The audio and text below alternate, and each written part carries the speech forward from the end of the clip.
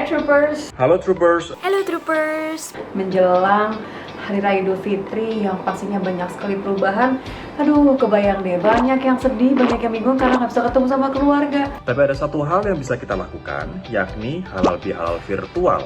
Kami akan bagi tips beberapa cara supaya halal bihalal virtual tetap lancar dan happy ending. Tahun ini enggak, Idul Fitri tahun ini tentu saja merayakan seorang diri. Kemungkinan besar tidak bisa dirayakan dengan keluarga terdekat saya. Suami saya bekerja di luar kota, jadi kemungkinan agak sulit untuk bersama di Idul Fitri. Nah, itu dia. Sebenarnya sih alhamdulillahnya bisa kumpul bareng suami dan keluarga inti. Tapi gara-gara larangan mudik ini dan social distancing, physical distancing, jadi nggak bisa ke Bandung, nggak bisa keluar kota, mau kumpul-kumpul bareng sama keluarga besar. Yang dikangenin suasananya sih. Jadi sebenarnya kita sholat id bareng, kemudian habis itu kita makan bareng. Biasanya kita pasti silaturahmi ke tempat keluarga-keluarga yang sudah lebih tua. Kemudian saya berziarah ke makam orang tua yang sudah meninggal, ayah saya. Banyak banget, mulai dari makanan, minuman, pokoknya sesuatu yang berhubungan sama kuliner khas keluarga. Apalagi mama, ibu mertuaku jago banget masak, jadi semua makanan-makanan yang khas itu pasti dikangenin. Idul Fitri yang paling dikangenin dari keluarga pastinya kumpul-kumpulnya, makan opornya, dan kalau keluarga udah ngumpul biasanya ada berantem-berantemnya, itu justru yang dikangenin karena itu kejadian cuma 1 tahun sekali. Pakai lem? Enggak. Ya pakai gawai lah. Masa millennials, anak jaksel zaman kekinian nggak bisa manfaatin gawainya selain menonton drama Korea? Sekarang teknologi sudah semakin canggih, kita bisa video call, kita bisa apapun lah, WhatsApp. Yang penting sebenarnya komunikasi tetap terjaga dengan baik. Kalau misalnya saya dan suami, karena kita LDRan, video call sehari itu wajib, apalagi anak ke suami itu deket banget. Jadi pasti ada video call 1 atau 2 kali. Pastinya memanfaatkan teknologi dengan Zoom dan juga memberikan gift. Ini penting banget karena biasanya kita ngasih parcel itu untuk orang lain atau untuk kolega, untuk klien.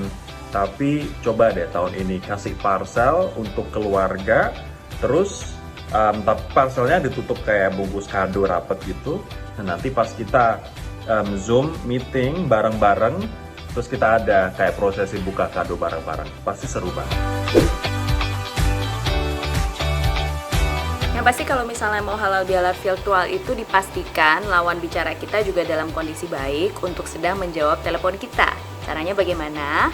Kita WhatsApp dulu atau kita message dulu, aku mau nelpon bisa nggak gitu. Kemudian biasanya jaringan pasti bakal padat banget ya, apalagi semuanya kan sekarang dilakukan secara virtual. Jadi pastikan mencari waktu-waktu yang pas. Mungkin bisa semalam sebelumnya, pas malam takbiran tuh kita udah hubungi beberapa keluarga, kita minta maaf, kemudian pada saat habis sholat id, kemungkinan juga sholat id di rumah kan, itu kemudian kita baru telepon orang-orang terdekat. Biar nggak kelihatan basa-basi, tentu saja kita menanyakan kondisi kesehatan, kabar, terus sincere aja pertanyaan-pertanyaannya. Gimana sih selama pandemi COVID ini, puasanya gimana? Terus sholat idnya tadi dilakukan tentu saja di rumah, kesiangan atau enggak. Dan ngobrol hal-hal biasa yang tanpa menunjukkan bahwa kita pengen halal bihalal gitu. Tapi tujuan kita adalah kita pengen tahu kabarnya, kita pengen memastikan bahwa mereka baik-baik saja. Yang pasti jangan telat. Kalau misalnya meeting video call-nya jam 8, ya bener jam 8. Nggak seru dong kalau sampai kamu sendiri telat, padahal keluarga yang lain udah nungguin. Nah, tips dari Nitya nih, absen satu-satu. Misalnya, sepupu kamu punya anak 3. Namanya Raihan, Zahra, Hasna. Tanyain 3-tiganya, gimana kabarnya? Makan apa tadi? Gimana perasaannya hari ini? Seneng apa enggak? Make it personal.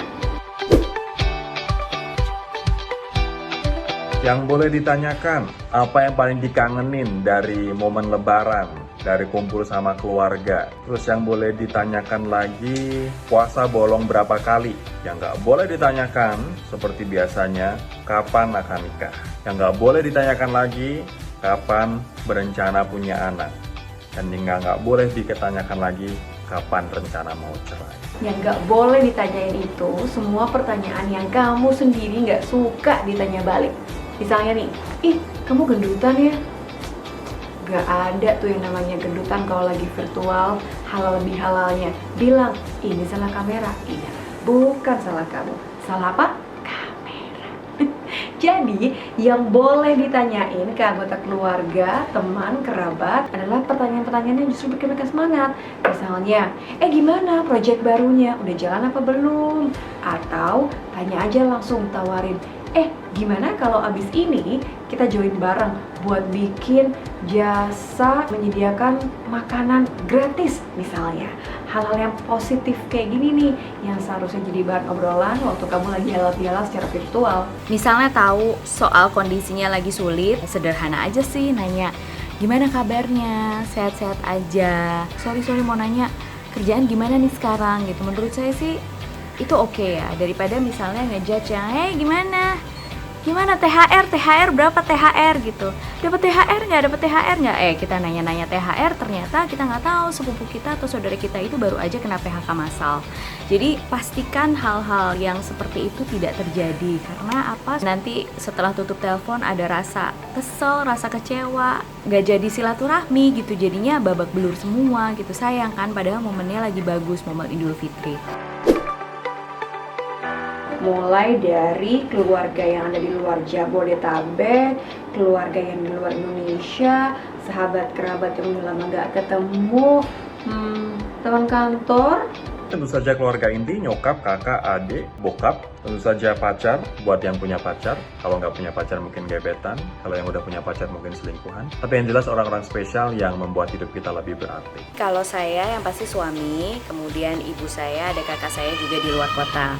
Nah terus saya punya kebiasaan nih, jadi saya tidak hanya menghubungi mereka yang merayakan Idul Fitri, tapi juga teman-teman dekat saya yang non-muslim. Kenapa? Karena saya merasa bahwa ini momen bagus juga untuk meminta maaf, dan saya yakin saya selama interaksi sama mereka pasti juga banyak salahnya.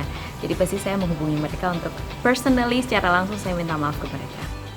Terima kasih semua. Tetap di rumah, Jaga kesehatan. Tetap jaga jarak. rajin cuci tangan. Jangan lupa subscribe, like, dan juga komen kamu.